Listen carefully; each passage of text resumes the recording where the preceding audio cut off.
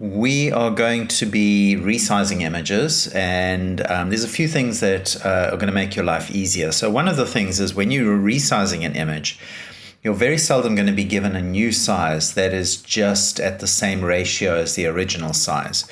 So if, for example, this image had to be 50% smaller than what it is, that's easy because it's going to be 50% of the width and the height.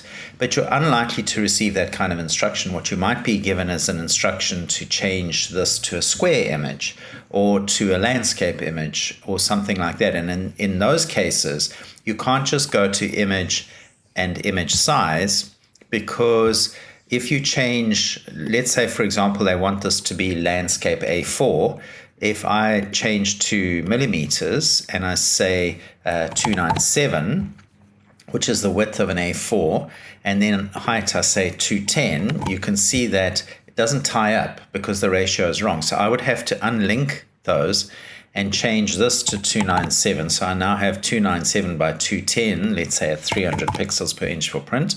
And what I'm going to get is a squished image, which is not what I want. So when you are resizing images, the best way, in my opinion, for you to do that is to use the crop tool. Because with the crop tool, you can enter specific widths and heights and crop the image accordingly. So the image we're working with is called Jump. And there is a PNG image with some size requirements. Let's just say hypothetically we've been given a request by the client to supply this image in various formats for use. So we have print and device, or print and screen. So for print, they want a billboard size, 2 meters by 4 meters. So normally for print, you would set your resolution to 300 pixels per inch. That is an optimal resolution for normal reading distance. However, you do not go and look at a billboard at normal reading distance. When you look at a billboard, you're a good 20 meters away from it. And so your resolution does not have to be 300 pixels per inch. It's actually wasteful to do that. If you look at most billboards close up, you're going to find that you can actually see the dots because they're at a very low resolution. And there's a reason for that. It saves you image space in terms of storage. So for a 2 meter by 4 meter billboard, we can probably go right down to about 72 pixels per inch. So let's go back here. And let's go to our crop tool, and we're going to choose W times H times resolution, width times height times the resolution. We're going to dial in the 2 meters width, so I'm going to say 2M. Okay, it doesn't take meters, so we'll say 200 centimeters by 400 centimeters. So that's the ratio they want. And then we're going to set it to 72 pixels per inch.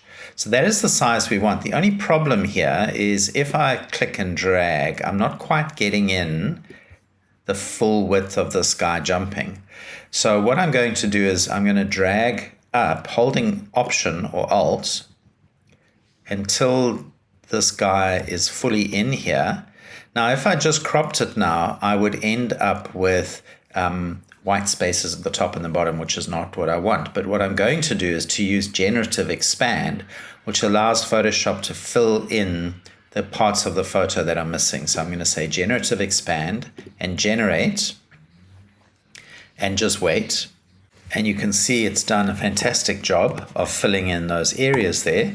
So, and it's cropped it. So I'm just going to flatten the image. So over here, this generative expand layer, I'm going to press Control or Command E to merge that down. And then I'm just going to check the size, image size, and I'll go to centimeters, and you can see that it is as close as damn it to 200 by 400 at 72 pixels per inch.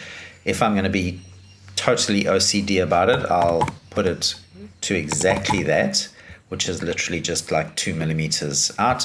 And now I have that image at the correct size. I'm going to save it. So I'm going to say File, Save a Copy. And I'm going to set it to a JPG. And I'm going to make a new folder for resized images. And inside there, I'm going to call this Jump Billboard. Okay. So that's the first image saved. And if I go and have a look at that folder, here it is. It is 23 megabytes, which is not bad at all. And you'll see that the number of pixels and resolution is there.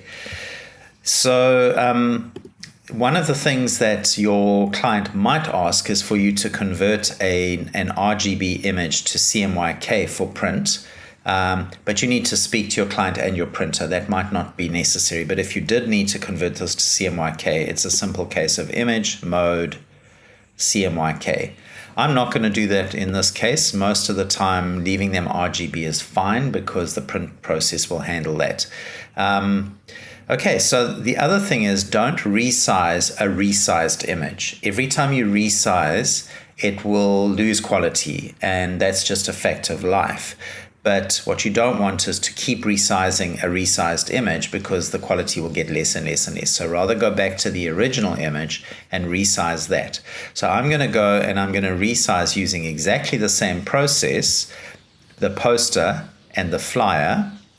And then I'll come back and talk to you about the device ones.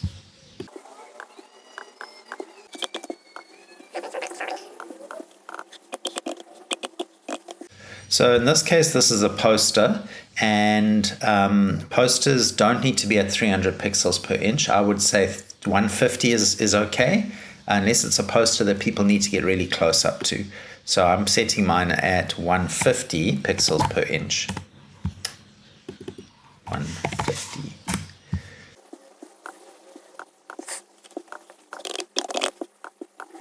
And notice once I've finished resizing, I revert so that I go back to the original image, so I'm not resizing a resized image. In this case, because this is something that's going to be viewed at a normal viewing distance, I need to make it 300 pixels per inch. I also want to include some generative expand here so that the guy is fully in the picture here.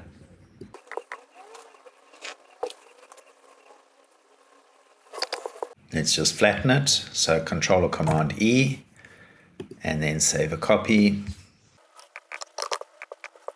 Okay, so now I'm going to revert back to the original image. And now we're going to look at the screen versions or device versions. So we need a skyscraper web advert, 120 pixels by 600 pixels. So crop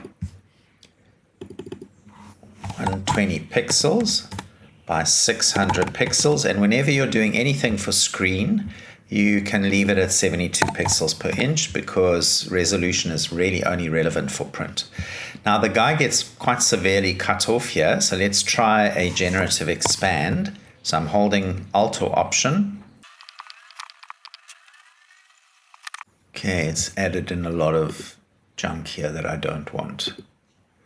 Okay, I don't like any of that generative stuff, so I'm going to actually delete that layer and go back to the original. Let's just undo. And 120 by 600, and I'm just going to actually leave it. Well, I'm going to generate a little bit here so we can see him jumping, but we're not getting the extreme. His sneakers are not going to be in this, but let's just see if that does a better job of generative expand. Okay, that's pretty acceptable. So I'll Control or Command E to flatten it and save that one. Revert. And then the other two will be exactly the same process, all at 72 pixels per inch. So I'll just get those done and speed the last bit of this up.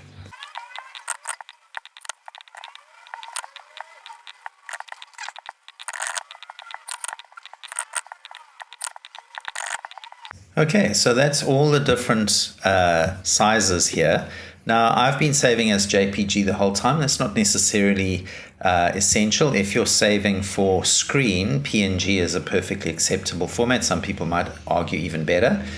For print, you wouldn't use PNG. You could either use JPG, or you could even go for TIFF, which is a higher quality image format.